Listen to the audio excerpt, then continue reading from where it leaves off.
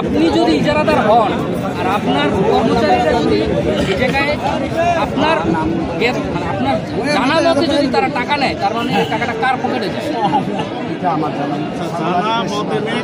অজানা মতে নেই। মানে যদি আপনার ইজারায় যদি অন্য এখানে বসে টাকা নিতে পারে, তার মানে টাকা যেটা পুরো চাঁদাবাজি। আর এই চাঁদাবাজির মেইন হচ্ছেন আপনি। 450 টাকার জিনিস যদি 800 টাকা হয়ে যায়, আপনার সাথে সাথে এই জায়গায় 350 টাকা আপনি না কোনো 500 টাকা কোনো 500 টাকায় এই জায়গায় একটা গরু 500 টাকায় বেরোইছে।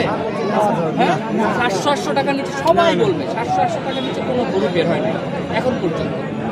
এবং আপনাদের এইটা নিয়ে কোনো মানে অনুশোচনাও নাই, বিকারও নাই, ভয়ও নাই যে একদম এতগুলো মানুষের সামনে খোলা হাটের মধ্যে এখন প্রশাসন অ্যাক্টিভ, সেনাবাহিনী অ্যাক্টিভ, তারপরও আমার এত বড় কলিজা যে আমি মানে বিক্রেতার থেকেও টাকা নিচ্ছি, ক্রেতার থেকেও টাকা নিচ্ছি।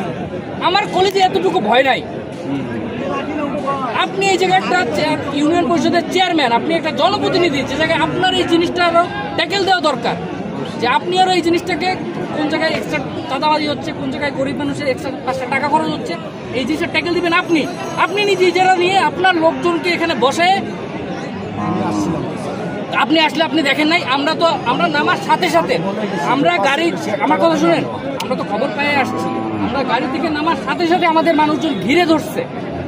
শোনেন, আপনি এই যারা 3 জন উঠাচ্ছে সবাই আপনার, আপনি তাদেরকে একটা কথা বলবেন আর শুনবেন না, এরকম হওয়ার কথাই না।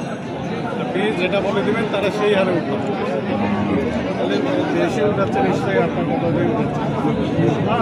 বলতে পারবেন না, আমি জন্য ডাকতেছি বলতে পারেন, আমি বলে গেছি 1 টাকা বেশি বলে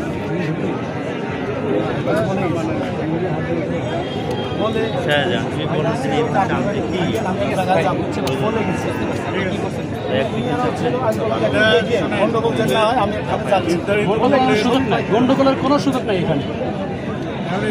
আপনি কথা বলবেন বলে তারা পালাইছে অটোমেটিক, আপনার কেউ নাই এখানে।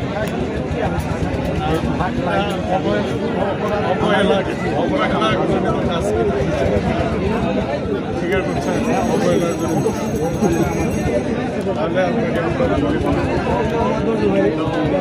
অবহেলাজনিত কাজ সর্বোচ্চ 2 লক্ষ টাকা জরিমানা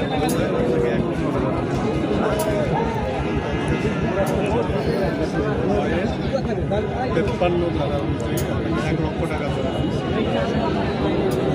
তাকে অনেক সুযোগ